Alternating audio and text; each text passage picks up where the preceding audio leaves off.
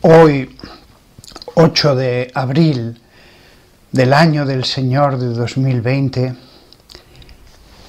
miércoles santo, confinado como estoy por el coronavirus, quería decir unas cuantas palabras en mitad de esta pandemia mundial que tanto sufrimiento ha producido.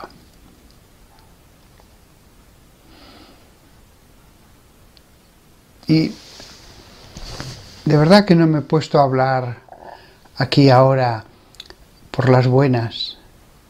Lo he meditado, lo he pensado, le he pedido al Señor: ¿qué puedo decir a tus hijos? ¿Qué palabra quieres que les diga a tus hijos? Y no he sentido nada especial, no he sentido ningún mensaje especial que deba deciros. Por eso mis palabras van a ser en la humildad de la palabra de Dios. Leer unos cuantos pasajes y que cada uno saque sus propias conclusiones. No me gustaría dirigir esas conclusiones. Lo que quiero es que resuene la voz de Dios, la enseñanza de nuestro Padre celestial, que es trino. Pero antes de fijarme en unos cuantos versículos que creo que vienen al caso para la situación que vivimos, escuchaba yo a un sacerdote hace unos días. No es de mi diócesis, lo escuchaba por medio de internet. Era la expresión de la teología liberal, la teología que afirma creer en Jesús, pero que en el fondo acepta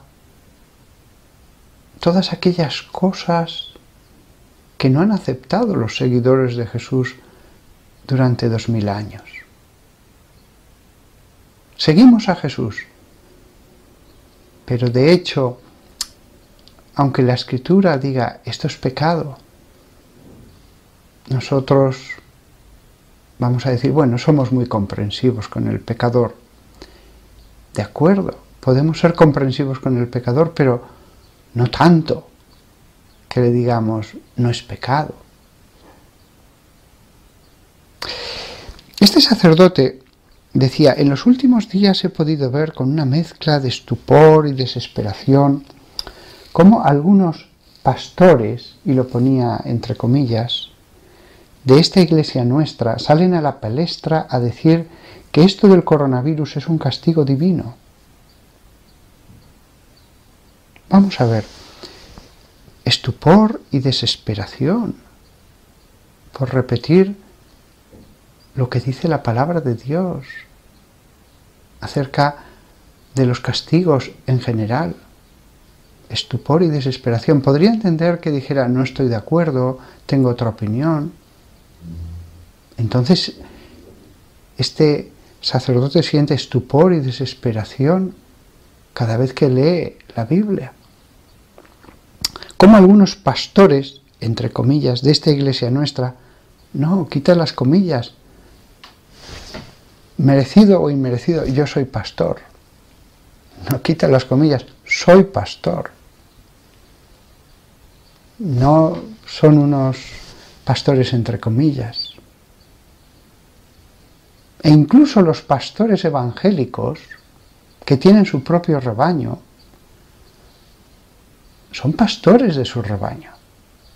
No son pastores entre comillas, son verdaderos y auténticos pastores de su rebaño. Y leen la misma palabra de Dios que tú, hermano mío, en el sacerdocio católico, y sacan sus conclusiones, las mismas que se han sacado durante 2000 años. Decía este sacerdote: Y me pregunto, ¿no han entendido nada del Nuevo Testamento?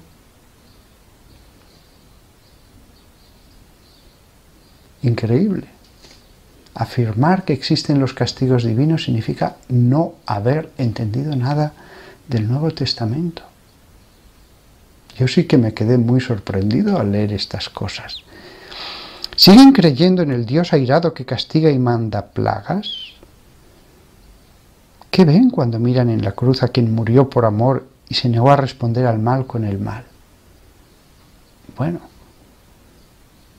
está refiriéndote a Jesús de Nazaret, que murió por amor, que pagó por nuestros pecados, pero que no evitó el castigo de Jerusalén. No lo evitó. Que pudo haber perdonado, como hizo tantas veces en su vida, a los pecadores. Tantas veces le dijo, yo te perdono tus pecados. Sin embargo, en la cruz dijo, Padre, perdónales, porque no saben lo que hacen. No les perdonó, pidió que el perdón llegara a ellos, pero no dijo, yo os perdono. Suplicó que el perdón al final llegara a sus almas. Por supuesto, dice este sacerdote, si se te ocurre decir algo así, inmediatamente aparecen los fundamentalistas del versículo. ¿Quiénes son los que toman un versículo de alguna carta paulina y en torno a ello montan su teología prescindiendo de todo lo demás? No. De algún versículo de alguna carta paulina, no. Las cartas de San Juan, ya no digamos su Apocalipsis. ¿Quién es el que más habla del infierno en toda la Biblia? ¿Quién es? Te lo voy a decir, Jesús de Nazaret. ¿Jesús de Nazaret habló del castigo divino en la tierra? Por supuesto que sí. Los versículos son muchos. Los de Jerusalén son unos cuantos. Y en torno a ello montan toda su teología. Bueno, la teología de los padres de la Iglesia, de los doctores de la Iglesia, de los místicos, no es mi teología, es la tradición, prescindiendo de todo lo demás. Perdona, tú eres el que prescindes de una tradición. Continúa este sacerdote, independientemente de que para nosotros la verdad no es la literalidad de cada palabra contenida en la Biblia, por suerte, porque nos volveríamos locos, sino Jesucristo. La verdad no es la literalidad de cada palabra. Entonces, ¿qué es? Tu palabra, tu enseñanza, la tuya.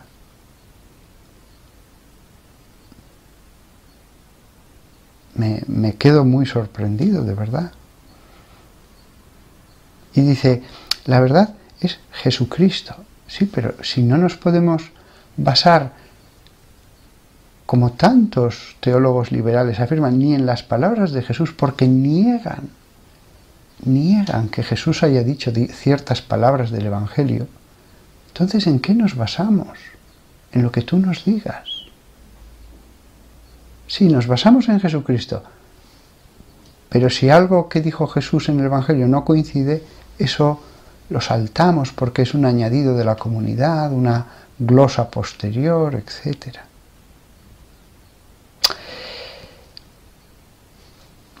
Creo, dice este sacerdote, que estos profetas del Dios airado se equivocan. Creo que hacen daño. Creo que no creemos en el mismo Dios. Sí que creemos en el mismo Dios. Yo no niego que creamos en el Dios Todopoderoso, que nos juzgará algún día, que es infinitamente bueno. No, yo no te niego eso.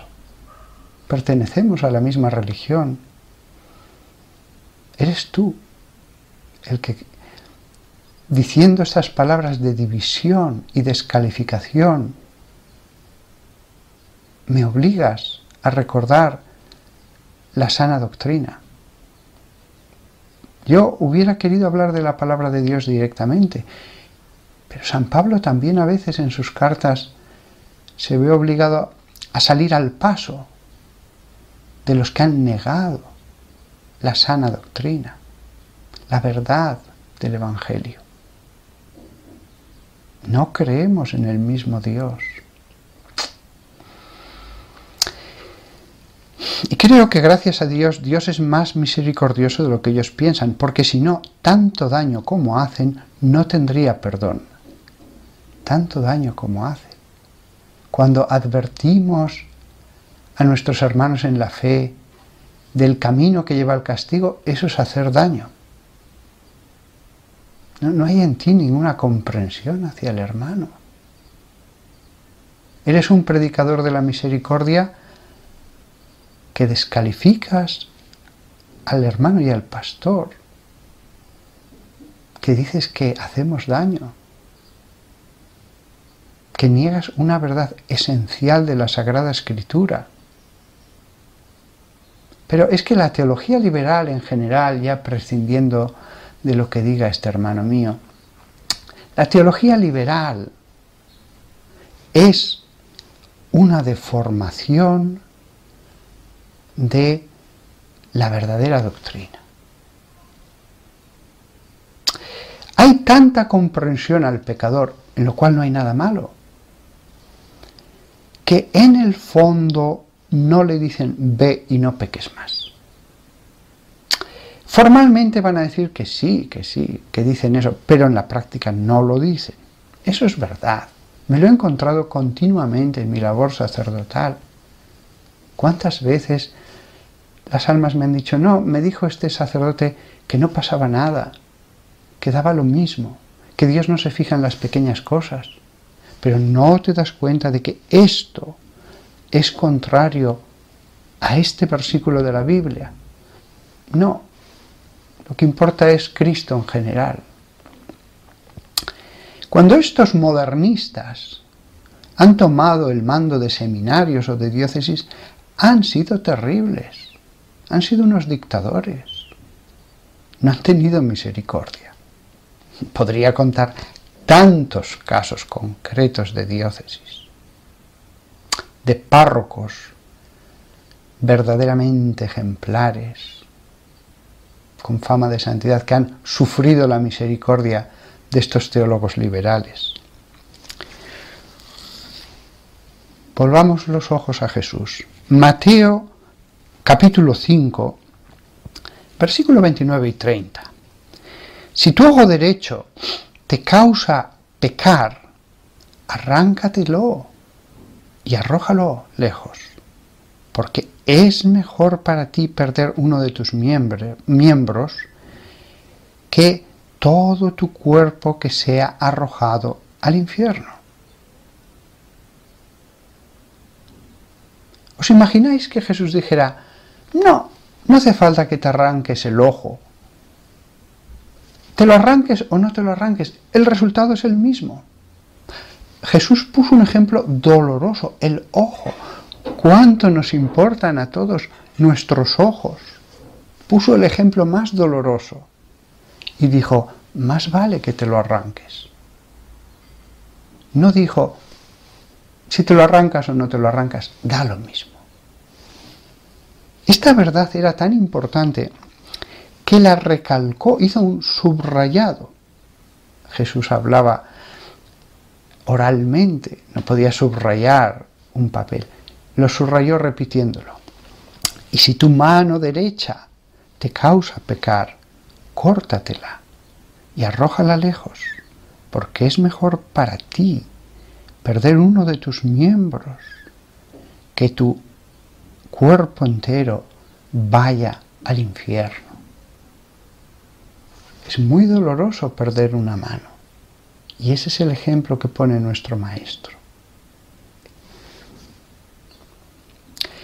En Mateo 24, precisamente hablando del castigo que iba a caer sobre Israel, dice, hay de aquellas que estén encinta y de aquellas que estén cuidando niños en aquellos días. Rogad para que vuestra huida no sea en invierno o en sábado. Fijaos, rogad. que no sean esas fechas. Es decir, va a ser en la fecha que Dios determine. Pero si es en una fecha se sufrirá más y si es en otra fecha se sufrirá menos. No solamente el hecho de la destrucción de Jerusalén, es que hasta la fecha en que podrán huir va a ser determinada por Dios, que lo determina todo. Rogad para que vuestra huida no sea en invierno o en sábado. Continúa Jesús, porque en aquel tiempo vendrá un gran sufrimiento, como no lo ha habido desde el comienzo del mundo hasta ahora, y no lo habrá. Y si aquellos días no fueran acortados, ninguno se salvaría. Sufrimiento. Y puede ser acortado. ¿Y quién es el que lo puede acortar? Dios. Y si esos días no fueran acortados, es Dios. Y de hecho lo dice en el siguiente versículo Jesús. Pero a causa de los elegidos de aquellos días serán acortados. Flavio Josefo nos habla del tremendo sufrimiento que fue la destrucción de Jerusalén. Pero lo que no nos dice Flavio Josefo es la raíz más profunda de los hechos bélicos que él cuenta, la voluntad de Dios. Y nosotros sabemos, por nuestro Maestro, que esos días fueron acortados por causa de los elegidos, es decir, por la intercesión, por los méritos de ellos, se acorta el sufrimiento. Dios acorta el sufrimiento, Dios. Alguno me dirá, no, pero todavía mantengo esa idea que me han enseñado de que Dios en el fondo no quiere ningún sufrimiento y por lo tanto todo ocurre sin que Él lo quiera. Apocalipsis 16. Entonces escuché una alta voz que venía del templo, diciendo a los 7 ángeles, id y derramad sobre la tierra las 7 copas de la ira de Dios. ¿Se puede decir más claro? No, es que es el Antiguo Testamento. No, es el Nuevo Testamento. Es San Juan el que está hablando de una revelación que ha recibido de Jesús. Revelación de nuestro Señor Jesucristo. Así comienza el libro del Apocalipsis. Y oí una alta voz que venía del templo. Y se va a repetir 7 veces. Ve y derrama. Ve y derrama. ¿El qué? La copa de la ira de Dios. Por lo tanto, cuando vemos el triste sufrimiento que cae sobre justos e injustos, no están muriendo solamente los malos, por supuesto que no, cuando llueve, llueve sobre justos e injustos, sobre justos y pecadores.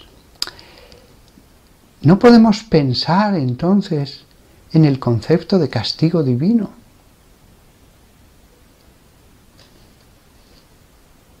La teología liberal está creando un bloqueo para no ver la realidad de acuerdo a las enseñanzas de Dios, para escuchar la palabra de Dios, pero no entenderla.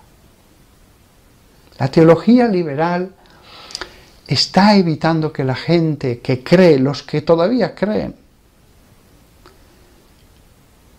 puedan volverse más a Dios, con una conversión más profunda.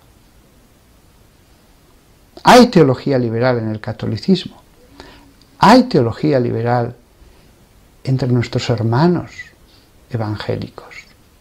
Y ojo, los evangélicos los veo los que más se abren a la palabra de Dios, porque hay otras ramas protestantes que ya hace mucho que cayeron en el liberalismo y aceptan todo, aceptan todo. ¿En qué se diferencian ya de los paganos? No importa que la Biblia diga algo, ellos lo interpretan según ellos de un modo histórico en el que donde dice no es sí y donde dice sí es no. Al menos los evangélicos que tienen verdadera fe en la palabra de Dios suelen ser, hay alguno también liberal, suelen ser los que dicen no, Dios dice esto, la ley dice esto, San Pablo dice que no hagamos esto.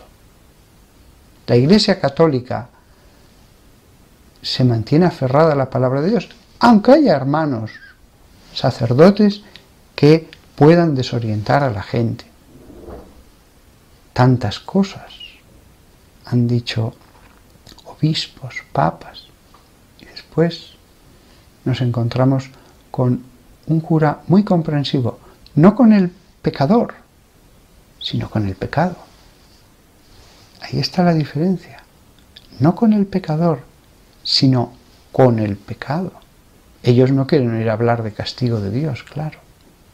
Pero cuando Moisés reunió a todo el pueblo antes de entrar en la tierra prometida, donde él no iba a entrar por castigo de Dios, por no haber sido fiel, él, que debía ser el más fiel de todos,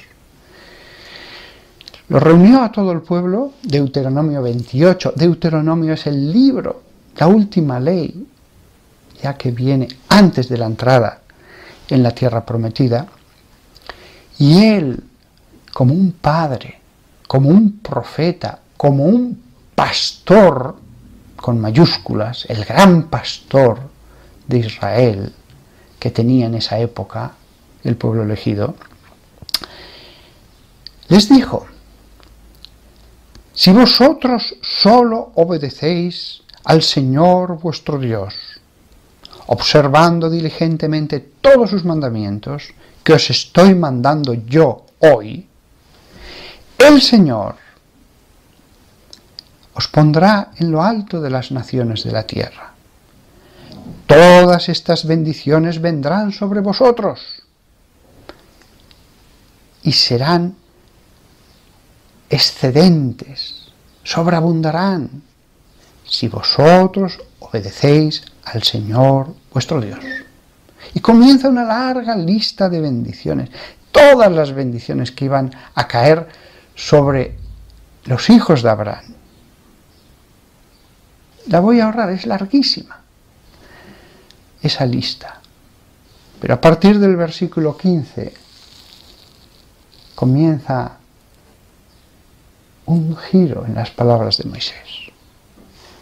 Pero si no obedecéis al Señor vuestro Dios, observando diligentemente todos sus mandatos y decretos que os estoy mandando yo hoy, entonces todas estas maldiciones vendrán sobre vosotros y serán sobreabundantes. Y empieza una larga lista de maldiciones. Después dicen que Dios no castiga. Yo más claro no lo puedo ver escrito en la palabra de Dios. Es un castigo en la tierra para advertir del mal camino. Pero después viene el capítulo 29. Inmediatamente el siguiente capítulo es el 29. De nuevo está el pueblo congregado, dice el texto. Y Moisés ya entonces no habla de la posibilidad, sino de lo que va a suceder. Ya no va a hablar si hacéis esto, sino que entonces habla como profeta. Y entonces les habla de cómo todas las maldiciones escritas en este libro descenderán sobre ellos, cómo borrará sus nombres de debajo del cielo, cómo verán la devastación de la tierra y las aflicciones con que el Señor la afligirá, y cómo entonces todas las naciones se sorprenderán, versículo 24, y se preguntarán: ¿por qué el Señor ha hecho esto a esta tierra? ¿Qué ha causado tan gran despliegue de ira? Ellos concluirán, es porque han abandonado la alianza del Señor.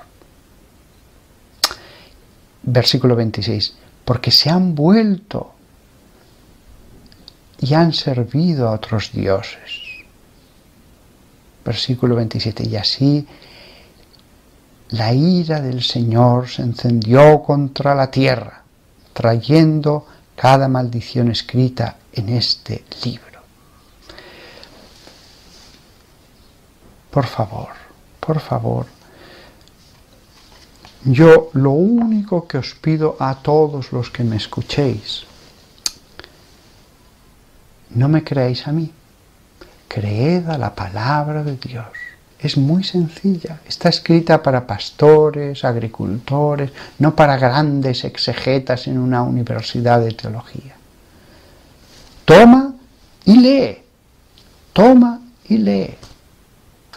Y entonces tú mismo saca tus conclusiones. Y la conclusión es bien clara. Esta sociedad se ha alejado de Dios profundamente, confundiendo completamente no solo las leyes de Dios, sino abandonando la misma fe en Dios, ridiculizando a los creyentes. Y estamos todavía en el 2020, abril.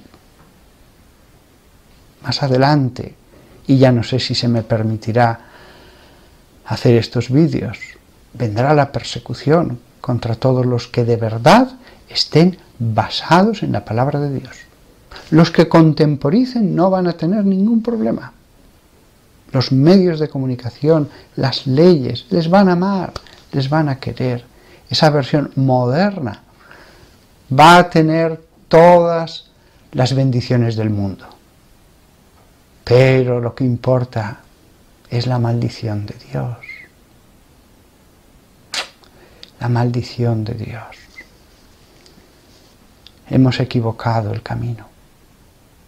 Muchos becerros de oro, muchos versículos que tantos sacerdotes ya tienen miedo de leer en las iglesias. ¿Qué dirán? No debemos ver en esos versículos de la Escritura una enseñanza de nuestro Padre. No hablo del castigo de los demás, mi castigo, mi castigo. Es que no nos sentimos todos, es que no somos todos pecadores, es que no hemos sido encerrados todos en el pecado, es que no cada uno de nosotros merece una parte del castigo divino. Si entendemos así nuestra vida, nos santificaremos, nos convertiremos, leeremos toda la Biblia aceptándola. Pero si ponemos una barrera humana entre la palabra de Dios y yo, entonces esto es un mal que no tiene ningún sentido ni ninguna dirección, solamente mal. Lo que nos dice la Biblia es no. Hay una providencia divina. Lee el mundo, lee los signos de los tiempos. En cualquier caso, yo no hablo para convertir a la sociedad, no. La sociedad ya está condenada, la sociedad ya ha tomado su decisión, una dirección muy clara. Y las copas de la ira se irán derramando, todas ellas. Sean unas copas de la ira finales, las apocalípticas, o sean copas de la ira como tantas veces se han arrojado sobre los pueblos a lo largo de la historia, desde antes de Cristo y después de Cristo, porque Dios es un Padre. No les envió a Jonás, a los ninivitas, que no eran judíos. Dios habla, porque tiene hijos. Lo que debemos hacer es aceptar esas copas en mí mismo. A lo mejor no caen sobre mí las 7, cae solo una.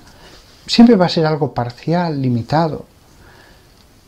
Pero debo aceptarlas en mí.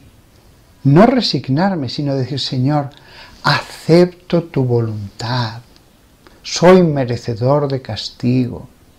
Lo acepto, Señor. No es que me resigne. Lo que tú quieras, yo lo quiero. Si lo que importa es el alma. Lo que importa eres tú. Tú, Señor. Que mi alma pueda estar contigo por días sin término, en los patios del templo del Señor, como dice el Salmo 23. Lo demás es todo temporal y es paja, y debemos verlo así. La economía que parecía tan grande, ahora todo el mundo sabe que se va a hacer añicos. Pero esto solo son los primeros capítulos, vendrán otros. No hablo a la sociedad entera, por favor, a ti, que eres seguidor de Jesús. Lee y medita las palabras de Dios. Todas las palabras de Dios, perfectas, santas. Un padre que habla a su hijo en los profetas del Antiguo Testamento y en los apóstoles del Nuevo. En Jesús. Y por lo tanto, así entenderemos lo que va a venir, lo que me pase a mí. Tendremos dolor, ayudaremos al prójimo, le consolaremos. Pero nosotros sabremos lo que hay detrás de los hechos. El pecado. Y un Dios que es virtud y que actúa ahora, como actuó muchas veces a lo largo de la historia, algunas grandiosas, las plagas del faraón, la deportación de los judíos en Jerusalén.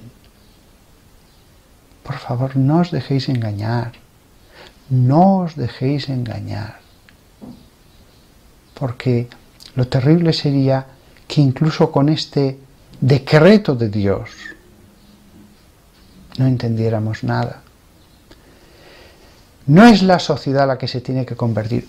Yo tengo que examinar mi vida y decir, Señor, ahora me estás hablando, ahora tengo que cambiar, tengo que leer con amor estas palabras de castigo, leer las palabras de castigo para el aprovechamiento, leer la historia que vivo ante mis ojos como realización de decretos de Dios. Que todos nosotros nos pongamos en sus manos, estemos llenos de amor, queramos incluso a los que no piensan como nosotros, no nos enfademos con los cristianos progresistas y que nos sintamos cada vez más hermanos y todos muy necesitados de la enseñanza que viene de la boca de Dios, porque no somos nada. Creemos saber mucho y no somos nada. Que todos nosotros caminemos hacia el Señor con más fe.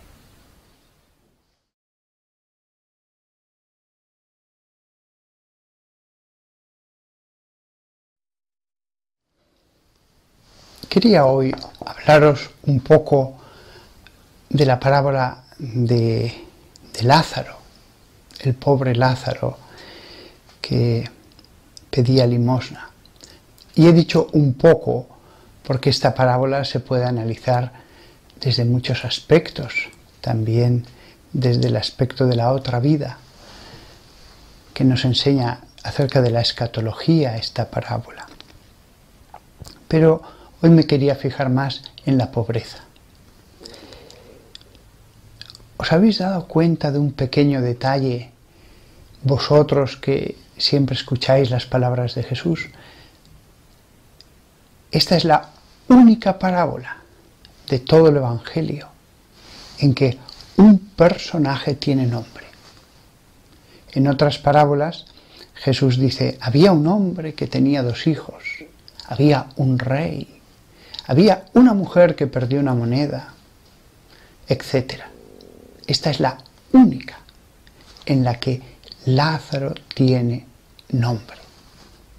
Incluso el rico que aparece en la parábola no tiene nombre. Le hemos llamado Epulón para así en los sermones, etc., pues darle una personalidad, digámoslo así, que no sea una idea. Pero solo Lázaro tiene nombre. Y las parábolas son historias didácticas, no historias que sucedieron. ¿Por qué entonces tiene nombre? Bueno, yo diría que hay 2 razones. La primera y más sencilla es que es como si Jesús nos dijera, sí, las parábolas no son historias reales, son enseñanzas, son cuentos. Pero en este caso el cuento sucede muy a menudo. En este caso el cuento sucede en tu misma ciudad. En este caso la enseñanza la encuentras en la calle. Entonces no es una mera enseñanza didáctica, teórica. No es una mujer perdió una moneda. Un padre tenía 2 hijos. Lázaro tiene nombre concreto porque es un personaje concreto en tu misma ciudad, con un rostro que quizás conoces. La otra razón por la que le da nombre es porque sabía que los que escuchamos a Jesús algún día querríamos profundizar en ese nombre. ¿Qué nos quieres decir diciendo que se llamaba Lázaro? Y revisando la Biblia, los estudiosos han dicho, en el Antiguo Testamento hay 5 israelitas que tienen el nombre de Lázaro, porque Lazaros, que es como se dice en griego, proviene de Eleazar, que significa Dios ha ayudado. Ya solamente con eso hay una enseñanza. El pobre que está allí pidiendo que no tiene que comer, puede estar seguro, Dios ayuda. Dios ayuda. Y alguien me dirá, pero si no tiene nada, no sabes su interior, la felicidad o la eternidad que le espera. Y precisamente a él, dice Jesús, su nombre era Lazaros, Dios ayuda. Pero después vemos las Escrituras y vemos que hay 5 israelitas. 4 de ellos son levitas y uno es un héroe de la época de David, del rey David. ¿Qué significa con que el pobre que sufre tenga el mismo nombre que un héroe? En mi opinión, con eso Jesús nos está queriendo decir que la pobreza es como una lucha heroica. La pobreza muy grande, es una verdadera batalla. Y se puede luchar bien y se puede luchar no tan bien. Dios será compasivo y entenderá a los que caigan en la impaciencia, en esa pobreza, a veces incluso tengan momentos en que tambaleen en la fe, etc. La pobreza es la misma, unos la llevarán mejor y otros peor. Es una batalla y se puede luchar mejor o peor. El otro mensaje es que de los 5, 4 eran levitas, sacerdotes. El mensaje, pienso, es que la pobreza extrema, sobre todo, puede ser vivida como un sacerdocio, en que la víctima es uno mismo. Y uno le dice: Señor, te ofrezco mi vida, en mis manos es lo único que tengo, te la ofrezco. Me gustaría hacer más cosas, me gustaría construirte catedrales, regalar bellísimos cálices a las iglesias, dar limosna a los demás. Pero lo único que puedo ofrecerte es a mí mismo. Yo con mis sufrimientos. El sacerdote en el templo ofrecía sacrificios. El pobre se ofrece a sí mismo como sacrificio. Batalla, lucha, un héroe, sacerdocio, sacrificio. Y al que se ofrece a sí mismo, porque no tiene nada más, pero se ofrece entero de todo corazón, está ofreciéndolo todo.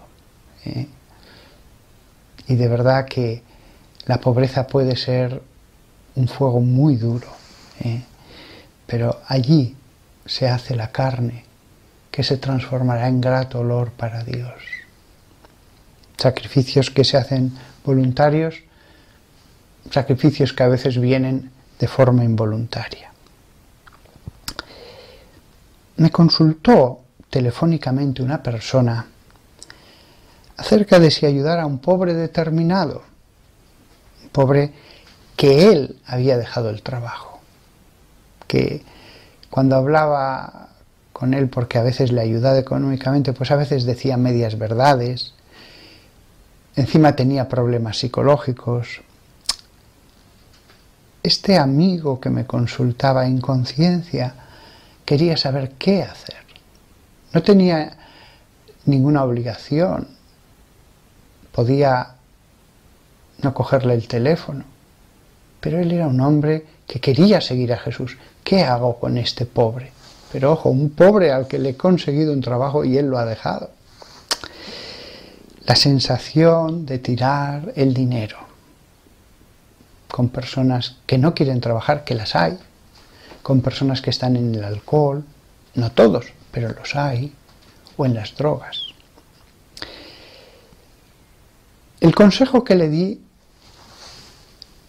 no es fácil de llevar a cabo porque son situaciones que no son fáciles, y situaciones que no son fáciles a veces tienen soluciones no fáciles. Evidentemente es ayudar en la medida de lo razonable. Ayudar en la medida de lo razonable. Y allí es el que ayuda, el que debe ver cómo dar lo material, de qué modo, etc. Yo no puedo acabar con la pobreza de toda esta ciudad, diría el rico de la parábola. Yo no puedo acabar con toda la pobreza, pero el mensaje de Jesús es: no te pido que acabes con toda la pobreza, solo te pido que ayudes a Lázaro, que ayudes a Lázaro, solo eso. Ya he dicho yo en muchos sermones que no aconsejo dar al primero que nos pide en la calle. Yo aconsejo, y es lo que yo personalmente hago, dar las limosnas a instituciones. Yo tengo mi trabajo. Hay personas que su trabajo es ayudar a los necesitados. Pues a esos les doy el dinero. Cuando yo era párroco, ahora soy capellán, cuando yo era párroco, mi trabajo siquiera conocer a los pobres de mi parroquia y ayudarles. Y a unos les ayudé materialmente, a otros no. A unos les ayudé incluso más de lo que me habían pedido, porque conocí su situación y vi que necesitaban más. A otros hubiera sido tirar el dinero. Alguien me dirá, nunca es tirar el dinero. Bueno, mejor es ayudar a través de instituciones que hagan las cosas de un modo profesional. Hay modos de estar seguros de que el dinero se va a emplear bien.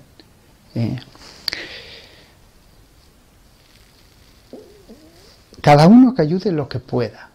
Si alguien me dice, no, yo soy muy pobre, pues unas moneditas. Nunca en la Iglesia se ha dicho que hay que dar un determinado tanto por ciento, etc. Existe la enseñanza del Antiguo Testamento de dar los diezmos. Eso existía en el Antiguo Testamento mandado por Dios. Pero obligatorio en el Nuevo Testamento no se ha puesto. Cada uno que dé según vea. Y el que sea muy pobre, pues que dé un poquito de lo que gana, aunque sea muy poca cosa. Pero todos debemos cumplir con el mandato de la limosna, todos. Y el que no tenga deudas, que sea generoso. Si busca seguridad, entonces nunca va a dar limosna, porque siempre el mundo de los peligros es infinito, siempre puede haber muchos peligros para los que necesitará cantidades infinitas de dinero. Nunca daríamos de verdad limosna, solo calderilla. La parábola también nos hace reflexionar sobre el aparente fracaso. ¿Alguna vez he escuchado a alguien que decía, fulano ha fracasado en la vida? Y esa persona que lo dijera, un creyente en Jesús. ¿Cómo un creyente en Jesús? Simplemente, por ver dónde ha llegado, puede decir, ha fracasado en la vida. Yo en ese momento me quedé muy sorprendido, no dije nada, yo era un seminarista cuando escuché a esa persona decir ese comentario, pero se me quedó muy grabado. No ha llegado a ser nada en la vida. Era un hombre que se ganaba honradamente su pan, trabajando. ¿Cómo nosotros, que sabemos la corrupción que es el mundo, podemos decir eso? La vida después tiene sus enseñanzas. El que dijo esa frase, mucho tiempo después lo perdió todo. Ironías de la vida. En ese momento él creía haber triunfado, tenía un gran futuro por delante. Lo que no sabía es que 23 años después lo iba a perder todo.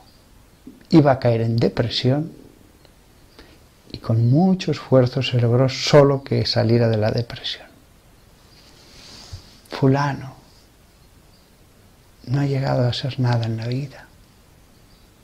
Y después, como si fuera una parábola, él mismo le ocurrió. Qué curioso. Y es verdad que 23 años antes su futuro no podía ser más prometedor, además de que tenía de todo. Aparente fracaso, aparente éxito. La historia de Lázaro y de ese rico sin nombre es una historia también de salvación y de condenación. Es una parábola acerca de la salvación y de la condenación. Todos podemos ser liberados. de esa sensación de condenación por no ayudar al pobre, solo con una cosa: la generosidad. Hay otras cosas que admiten cambios, permutaciones, compensaciones, pero la sensación de condenación que transmite esta parábola, uno solo puede librarse de ella a través de la generosidad. ¿Transmite sensación de condenación? Sí. Pero el modo de solucionarlo es fácil, aunque solo es uno: la generosidad que lleva a la limosna. Todos hemos escuchado miles de veces, bueno, pero dar limosna también puede significar esto o lo otro, o lo demás aquí, escuchar al que necesita que le consueles, visitar al que está solo. Bueno, muy bien. Pero dar limosna es dar limosna. Puedes hacer muchas más cosas, de acuerdo, pero dar limosna es dar limosna. Por lo tanto, ¿está mal que hagas todo lo demás? No, también es caridad. Pero si alguien necesita limosna y tú tienes esa posibilidad, no hagas sustituciones. Todos los que me escucháis, el llamamiento es a dar limosna. Aquí no impone Jesús en la parábola ningún mandamiento, y menos concreto, de cantidades, tantos por ciento. Es una parábola sin mandamiento,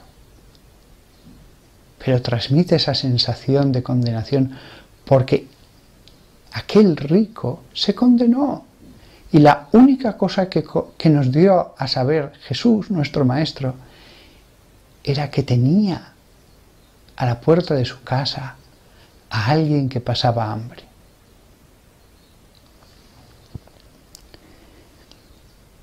Hace unos días, a lo largo de varias semanas, prediqué 5 sermones sobre el Levítico y hablé mucho allí de los sacrificios que se ofrecen a Dios. La limosna es un sacrificio que se otorga a causa de Dios. La limosna es sacrificio. Antes he dicho, no quieras sustituir con rezos la limosna. Sin embargo, la limosna sí que sustituye muchas otras cosas. Sí que cancela muchas faltas. Sí que atrae la bendición de Dios. Cuanto más te cueste, más. La limosna es sacrificio dado en honor a Dios, a causa de Dios. Evangelion, buenas noticias. Evangelio, buenas noticias. El Evangelion, el anuncio de esa buena nueva, lleva a la limosna. El cristiano no puede ser alguien centrado en sí mismo. No puede ser alguien que dice yo y Dios, mi vida espiritual, mi alma, el premio del más allá, la recompensa, yo y Dios. No. El Evangelio, ese anuncio, nos tiene que llevar a la ayuda al pobre. Necesariamente será la prueba en la medida de lo que tenemos. Por supuesto, no puedes acabar con toda la pobreza del mundo. Hoy día no existe la esclavitud de un modo formal, pero la misma realidad existe con otro nombre, con otro marco jurídico. También hay hermanos nuestros que trabajan de sol a sol, todos los días, y por más que ahorren, de hecho viven pobremente, nunca lograrán acumular una suma que les permita vivir dignamente.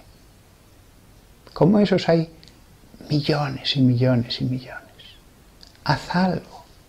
Por supuesto que las estructuras de la sociedad deberían cambiar, por supuesto.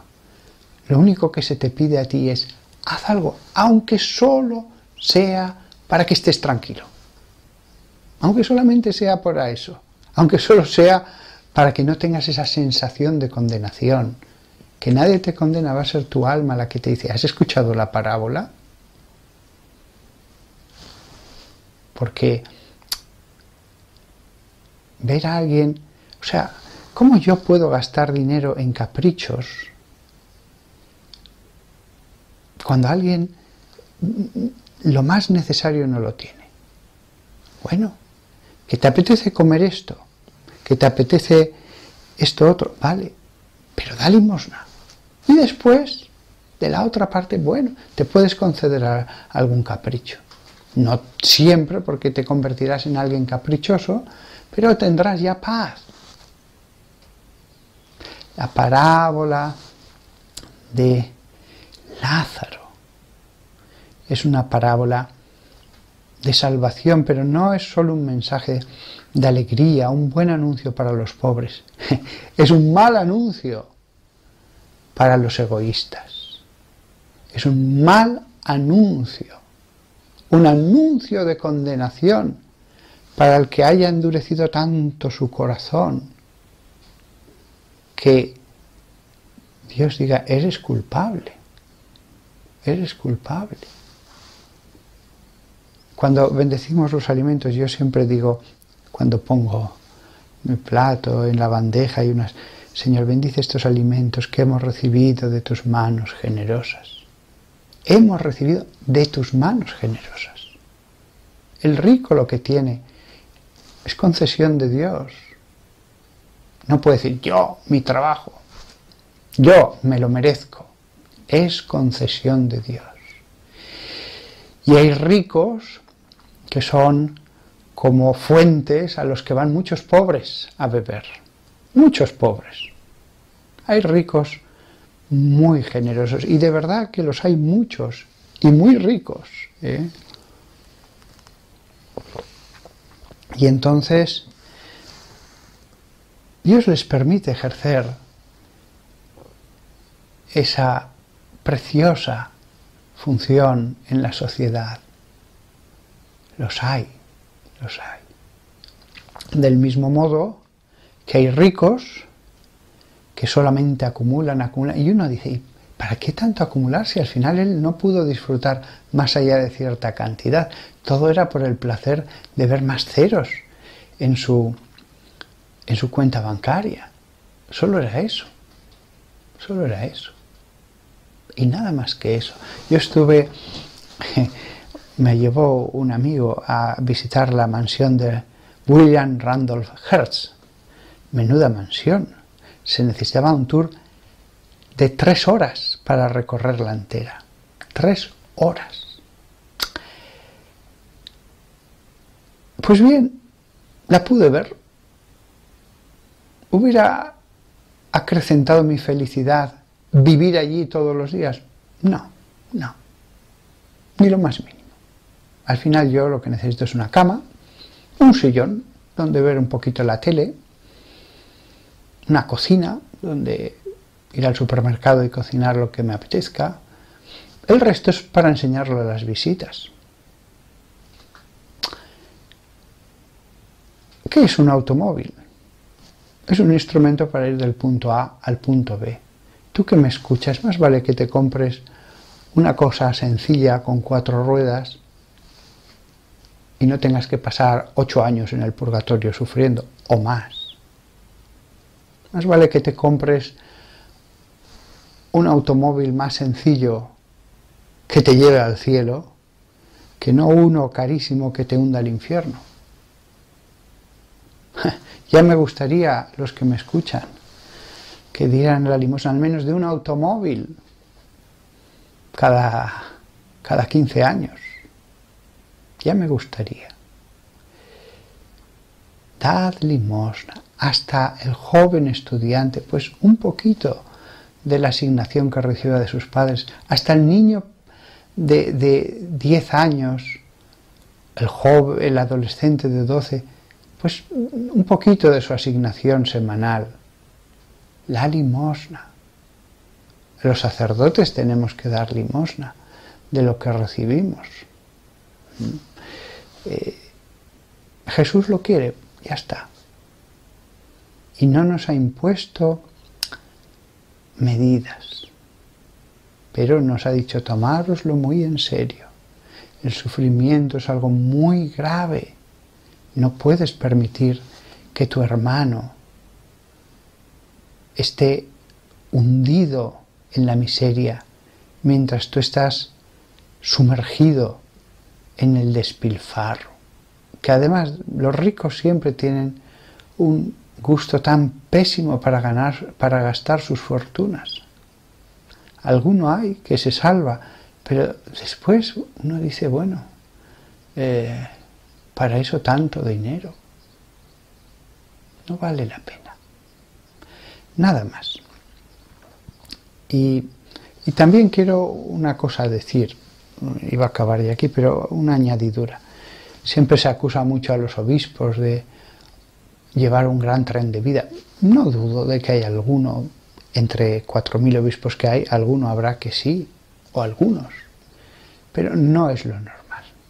Lo normal es que los obispos tengan un sueldo normal, como lo que es lo normal en la sociedad, hablo de España, y viven un tenor de vida normal.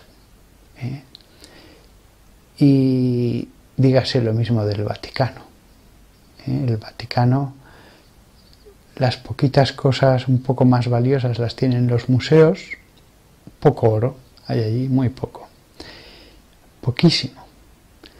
Y están para que todo el mundo las pueda ver y disfrutar. El presupuesto anual del Vaticano es el mismo que el del ayuntamiento de una ciudad de España de 200.000 habitantes. El ayuntamiento de esta ciudad donde yo vivo tiene el mismo presupuesto que todo el Vaticano. Cuando a veces oigo criticar tanto a los obispos, etc., habrá excepciones, habrá alguno que haya, y enseguida se ve, porque están puestos tan en alto que si alguno hace algo no correcto, pues es muy visible, porque están situados en alto. Pero el clero seguimos a Jesús pobre y no podemos vivir en lujos. No podemos vivir en lujos. Tenemos que tener, si no queremos vivir la pobreza de San Francisco, que no es obligatoria, es un consejo, es un ideal, sí que tenemos que tener un tenor de vida sencillo, sobrio. Y normalmente es así. Excepciones, por supuesto que las hay, pero el sacerdote tiene que tener un tenor de vida sencillo. Y si veis a un sacerdote que no tiene un tenor de vida sencillo, cosa que va a ser difícil porque los sueldos de los sacerdotes son muy limitados y el sacerdote no puede tomar nada de la parroquia. Si hace un gasto tiene que presentar la factura. Una cosa es su sueldo y otra cosa es la parroquia. Pues si veis algún sacerdote que no da ejemplo, podéis decírselo a solas, en privado, y decirle, mire, esto. Si es algo grave y veis que no va, podéis decírselo a su arcipreste, el decano de la zona, y él en privado le dirá, mira, hermano, esto, lo otro. El sacerdote tiene que vivir totalmente para Dios, y vivir para Dios supone ayudar al prójimo.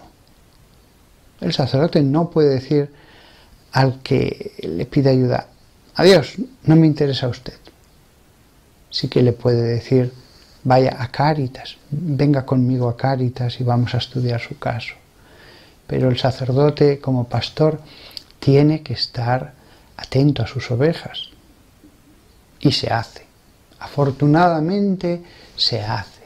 E incluso conozco a obispos que sobre esto han dado un ejemplo tan precioso, tan precioso.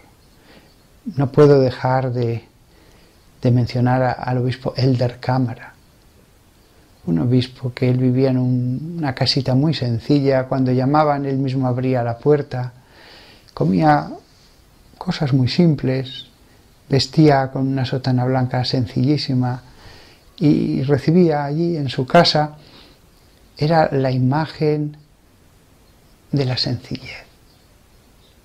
¿Querría tener más dinero? Sí, para ayudar a los demás. Él quería tener más dinero para ayudar a los demás. Quizás hasta ambicionara más el dinero que otros, porque él se daba cuenta del bien que podía hacer a los que estaban en la peor situación. Pero si tú me escuchas y no puedes dar limosna, al revés, eres un pobre, confía en Dios. La ventaja de ser muy pobre es que estás en las manos de Dios. Y Dios será el que te cuide. Y si mueres, ha llegado tu momento, Dios te acogerá. Los ángeles recogieron el alma de Lázaro. Los ángeles recogieron su alma para consolarle. Si mueres por pobreza, vas a morir en las manos de Dios. Cosa que a lo mejor no va a ocurrir con el que era muy rico, que vivió con unos sufrimientos internos que tú no conoces y murió peor. Y ahora le dicen, mira, ahora Lázaro es consolado, tú no. Terrible el que tenga grandísimas cantidades de dinero y no ayude al prójimo, porque si una es la obligación de la gente normal, ¿cuánto más la obligación del que tiene una fortuna, la obligación del que puede ayudar no a cientos, sino a miles de personas? Todos nosotros que le pidamos al Señor ser generosos. Yo mismo hago propósito, lo he hecho antes de empezar este sermón, de mañana ir al banco y dar una limosna a las misioneras de la caridad, las de la Madre Teresa de Calcuta. Porque no podría yo predicar y después no ponerlo en práctica. ¿Qué sermón sería ese? ¿Qué sermón sería ese? Este sermón tiene que llevar a todos a ponerlo en práctica. Nada más. Que os vaya muy bien y que todos nosotros busquemos cómo producir frutos después de escuchar a Jesús.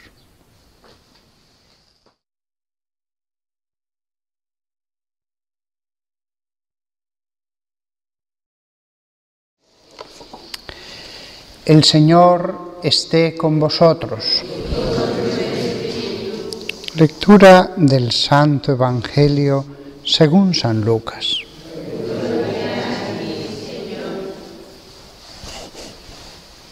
En aquel tiempo decía Jesús a la gente: cuando veis subir una nube por el poniente, decís enseguida, va a caer un aguacero, y así sucede.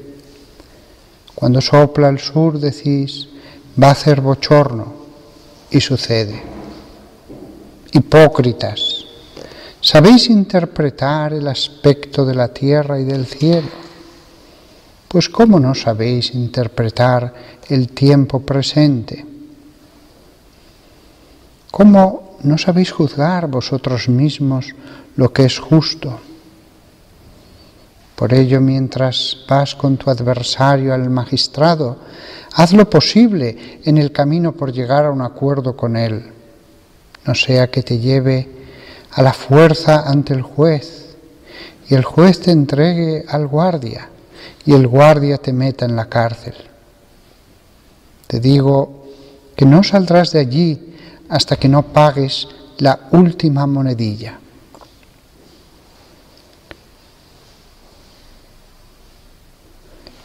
Palabra del Señor.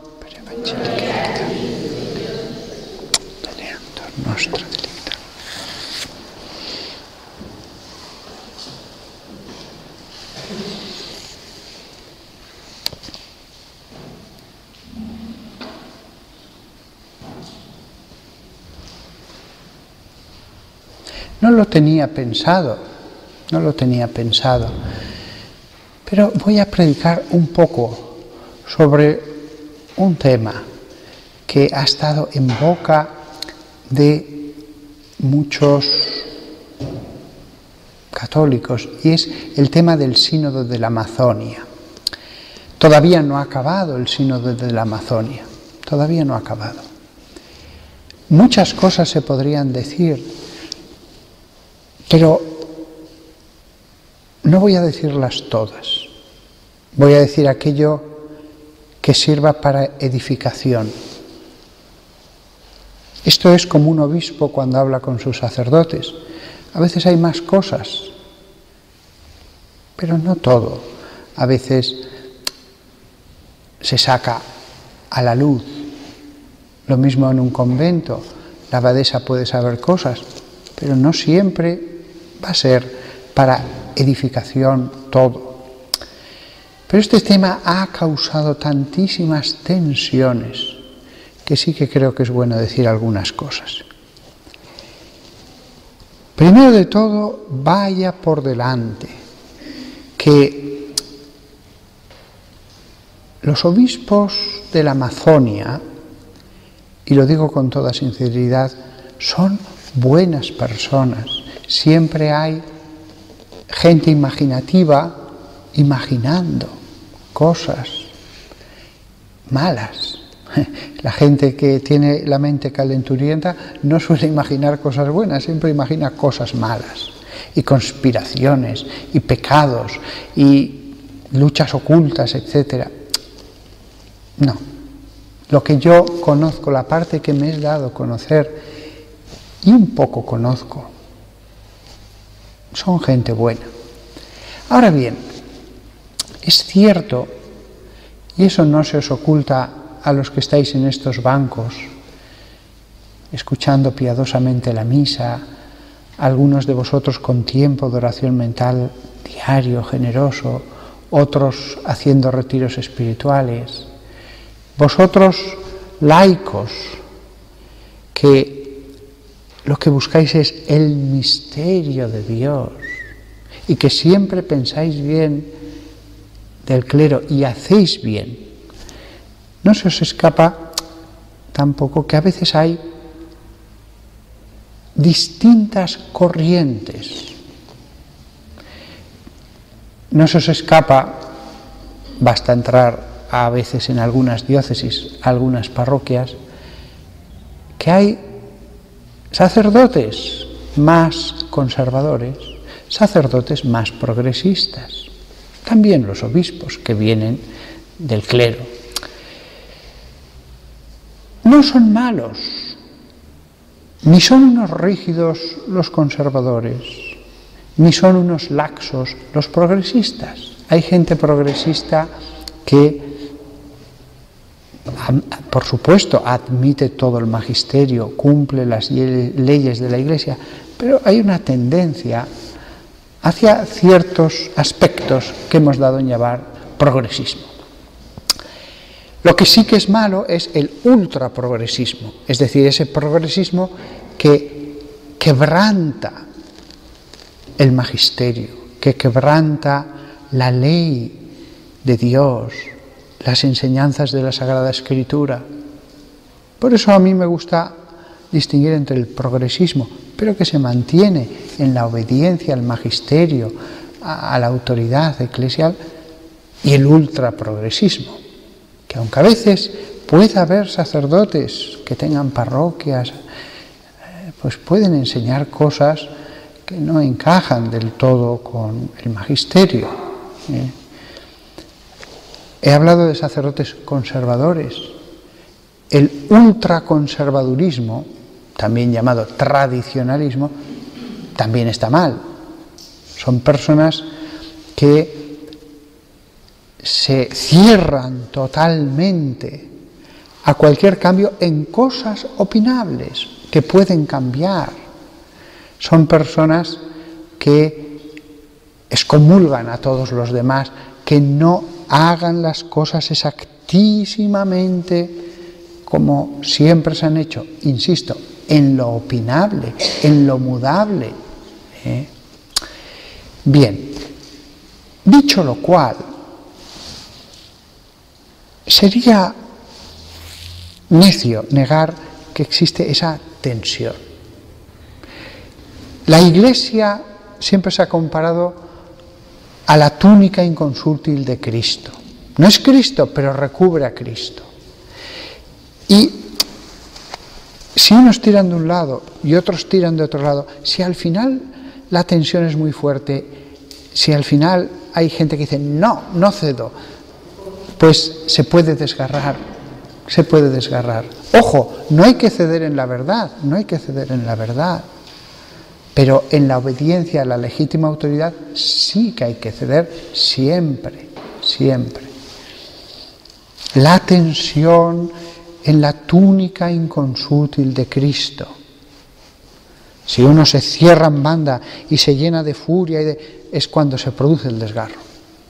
Que puede venir por un lado, por otro, que puede ser al final siempre fruto de esa tensión entre formas diversas de ver las cosas. Lo que pasa es que en los extremos, tradicionalismo y ultraprogresismo, las versiones no están dentro de la tradición. Esa lucha existe en la Iglesia, dentro de la Iglesia. Siempre ha existido en cierto modo, siempre ha existido. Podemos ir a cualquier siglo y bajo otras formas, bajo otras cuestiones disputadas, siempre ha existido tensión entre distintas facciones. Todos buscan la verdad, todos buscan el misterio de Dios. A esto hay que añadir otra cosa. Yo que siempre amo el episcopado. Sin embargo, justo es decirlo, no todas las decisiones respecto a lo opinable son siempre las adecuadas. Ser obispo implica obediencia de los súbditos, no implica que todo lo que decida es ya lo perfecto. Todo este prolegómeno es muy sencillo, pero necesitamos recordarlo. Y necesitamos, los que no estamos en ese sínodo, no echar más leña al fuego a la división, al odio, al enfrentamiento. No, no. Existen esas cosas. Ojalá no existieran. Es buena una buena discusión teológica. Es buena una buena discusión acerca de qué medidas se pueden tomar. El enfrentamiento, la falta de caridad no son buenas. No son buenas. Nosotros, todos los que estamos aquí en esta iglesia, no estamos en el sínodo. No tenemos gran autoridad eclesiástica en la iglesia, ¿no? Con lo cual, nosotros lo vemos y queremos a todos, oramos por todos, respetamos a todos. Lo único que nos parece mal es cuando alguien ataca. Eso ya no está bien. Expon, propon con humildad, pero no ataques. Muchas veces los que atacan son laicos, Laicos con un blog, con una web, con una supuesta agencia de noticias, pero lo que hace es sembrar la cizaña.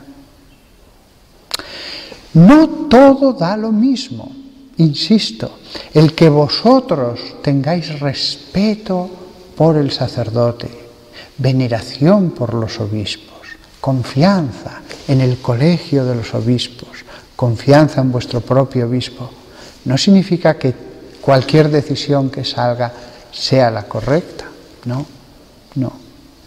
Toda decisión tiene repercusiones, toda causa tiene efectos, y a veces efectos malos. Todos conocéis, cuando hay un mal párroco en una iglesia, sufre la comunidad, se toman decisiones a veces tan equivocadas. Os voy a poner un ejemplo, pero no es una tontería. Pasó mucho en los años 70. Llega un párroco a una iglesia antigua, bonita, y la rehace entera. Y destroza bellas, venerables imágenes antiguas. Lo cambia todo, gasta el dinero y al final el resultado es una cosa moderna mucho más fea que la anterior. Lo mismo puede pasar con algunos en la iglesia. Algunos laicos lo que proponen a nivel teológico, a nivel de organización de la iglesia, del rumbo que tiene que tomar la iglesia, es esto que acabo de decir.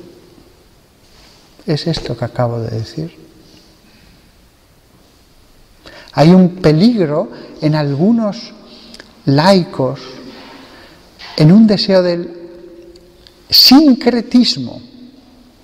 El sincretismo es mezclar lo pagano, la idolatría, con el cristianismo. ¿Sabéis que hay parroquias, no en España, gracias a Dios, en las que se enseña yoga? Lugares donde se enseña el reiki.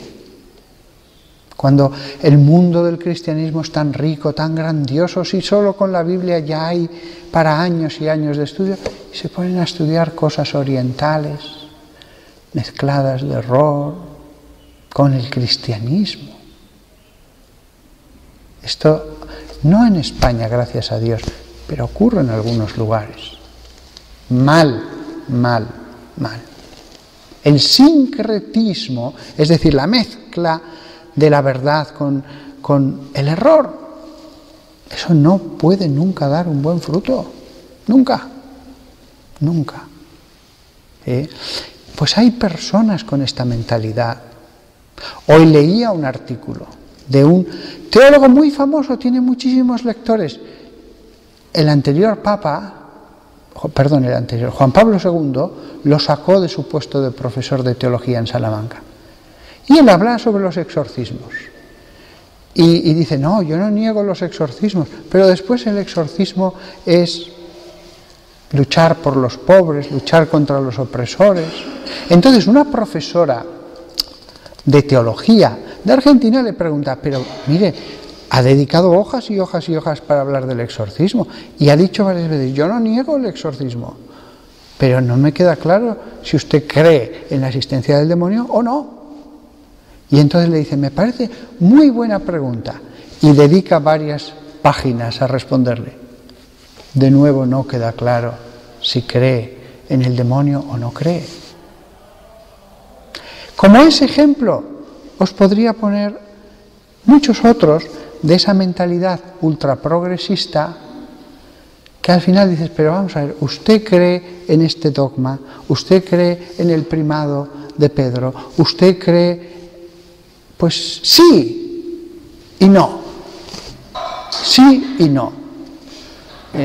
Es como la persona que dice, no, yo creo que hay cosas sagradas, pero todo es sagrado. Pues si todo es sagrado, nada es sagrado.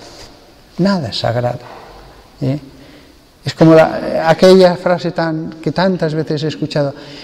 Navidad es que Jesús nace en tu corazón. Vale, como poesía está bien, pero Jesucristo nació solo y exclusivamente en tal año, en tal lugar, en tal pueblo, una sola vez.